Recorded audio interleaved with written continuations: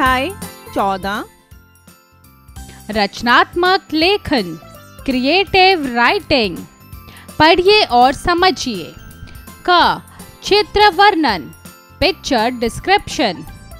इस चित्र को देखकर पहचानिए कि आपको क्या क्या दिखाई दे रहा है।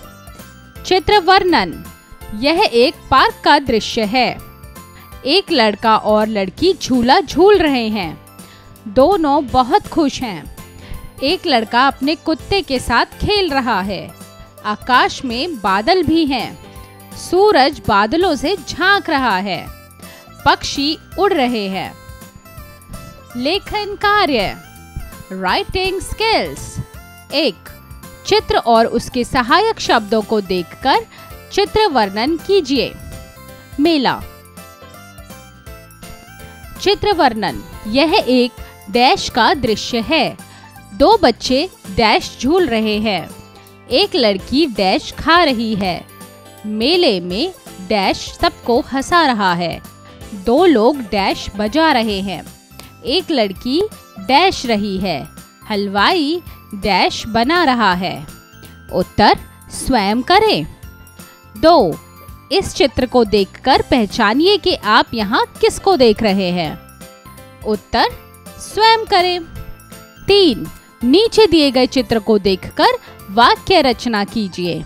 उत्तर स्वयं करें। ग, कहानी लेखन, स्टोरी राइटिंग। किसी घटना को छोटा सा रूप देकर रोचक तरीके से लिखना ही कहानी लेखन कहलाता है।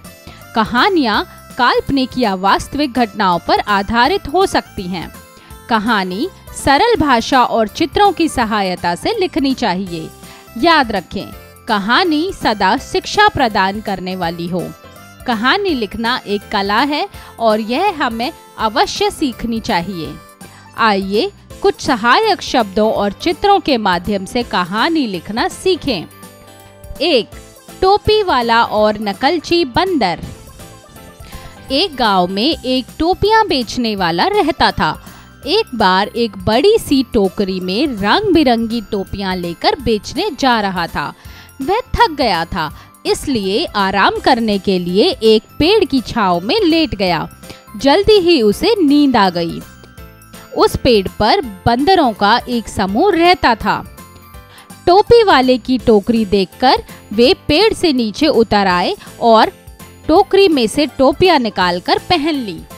टोपियां पहनकर वे उछल कूद मचाने लगे, जिससे टोपी वाले की नींद खुल गई। टोपियां पहने हुए बंदर देखकर वह चिंतित हो गया और अपना सिर खुजाने लगा। तभी उसने देखा कि बंदर भी अपना सिर खुजा रहे हैं।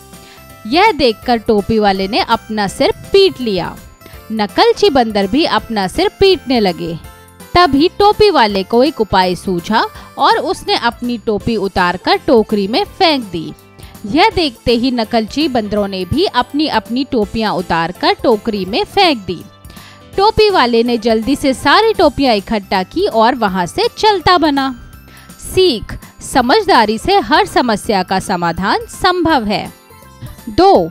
नीचे दिए गए शब्दों की सहायता से रिक्त स्थानों को भरकर कहानी को पूरा कीजिए।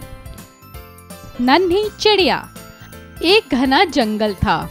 जंगल में एक नन्ही चिड़िया एक पेड़ पर अपने घोंसले में रहती थी। एक दिन जंगल में आग लग गई। सभी जानवर अपनी अपनी जान बचाकर भागे, परंतु चिड़िया घबराई नहीं। वह तुरंत नदी से अपनी चोंच में पानी भर लाई और आग पर छिड़क दिया। इस तरह नदी से अपनी चोंच पर पानी भरकर बार बार वह आग में डालने लगी। जब दूसरे जानवरों ने उसे ऐसा करते देखा तो हंसने लगे और बोले, अरे चिड़िया रानी, जंगल की आग ऐसे नहीं बुझेगी। मूर्खता छोड़ो और प्राण बचाकर भागो। उनकी बातें सुनकर नन्ही चिड़िया बोली, मैं नहीं भागूंगी। यह जंगल मेरा घर है और मैं इसकी रक्षा के लिए पूरा प्रयास करूंगी, फिर कोई मेरा साथ दे या ना दे। चिड़िया की बात सुनकर सभी जानवरों को अपनी गलती का एहसास हुआ। सभी ने नन्ही चिड़िया से क्षमा मांगी और उसके साथ जंगल में लगी आग बुझाने के प्रयास में लग गए। अंततः उनकी मेहनत सफल हुई और जंगल की आग बुझ गई। सीख: विपत्ति चाहे कितनी भी बड़ी हो, बिना प्रयास किए कभी हार नहीं माननी चाहिए।